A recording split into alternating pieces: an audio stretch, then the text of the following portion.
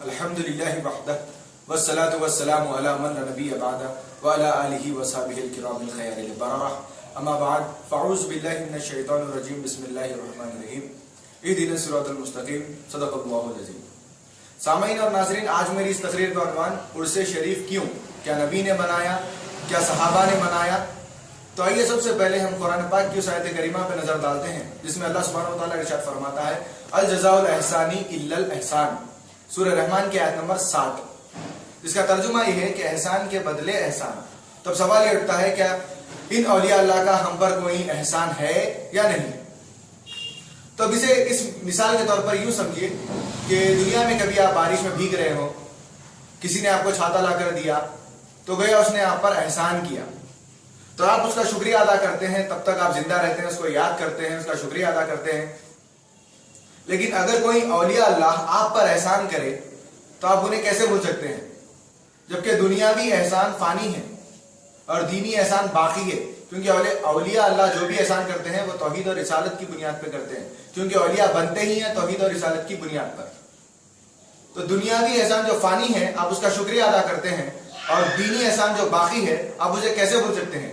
اسی پس منظر کو اللہ سبحانہ وتعالیٰ اپنے اس آیت میں ارشاد فرماتا ہے کہ اے اولیاء، اب تمہارے احسان کا بدلہ مخلوق کی زبان میں نہیں بلکہ خالق کی زبان میں سن۔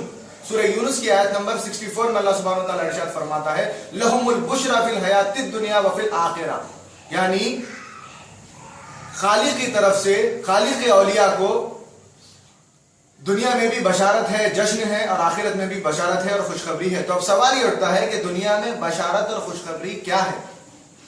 تو ماننا پڑے گا کہ دیگر مخلوق کو ان کی بارگاہ میں نظر محبت، نظر عقیدت پیش کروانا، یعنی جسے اہل سنت والجماعت کی زبان میں عرس کہتے ہیں، یعنی عرس کی اصل سورہ یونس کی آیت نمبر 64 ہے۔ نہیں تو آپ بتائیں کہ دنیا میں خوشخبری اور جشن کیا ہے؟ یہی وجہ تھی کہ امیر المومنین فی الحدیث سیدنا امام بخاری اپنی کتاب سے رسول اعظم صلی اللہ علیہ وسلم کی کتاب الجہاد کی حدیث نقل کرتے ہیں، حدیث نمبر 1574۔ ترجمہ یہ ہے کہ بے شک اللہ اپنے ولیوں کے وسیلے سے تمہیں رزق عطا کرتا ہے اور عطا کرتا رہے گا، اور ان کے وسیلے سے تمہاری مدد کی جاتی ہے اور کی جاتی رہے گی۔ تو اب سوال یہ اٹھتا ہے سامعین، ٹھیک ہے کہ جب تک یہ زندہ ہے ان کے وسیلے سے ہمیں رزق ملتا ہے اور ملتا رہے گا، مدد ہوتی ہے، مدد ہوتی رہے گی، لیکن اب سوال یہ ہے کہ مرنے کے بعد کیوں؟ تو اس کا بھی جواب آپ کو سورہ یونس کی آیت نمبر 64 میں ملے گا اگر آپ غور کریں تو۔ اللہ سبحانہ وتعالیٰ وہاں پر دنیا میں بھی بشارت دے رہا ہے اور آخرت میں بھی بشارت دے رہا ہے۔ تو اب موت اور حیات کا جو ڈیوائیڈیشن ہے وہ ایک دم غلط ہے۔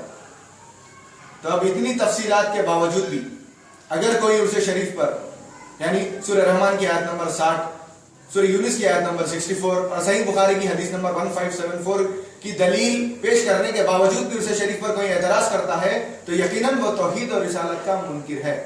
خلاصہ یہ کہ اہل سنت والجماعت کا بیس علماء، باعمل مشائخ، مفتیاں ہیں، یہ عوام نہیں ہے۔ عوام جو عرش لگانا، ڈھول تاشے پیٹنا، نماز چھوڑ کر ڈھول بجانا، یہ بیس نہیں ہے، یہ عرس شریف نہیں ہے۔ عرس شریف یہ ہے کہ ہم نے آپ کو قرآن اور حدیث سے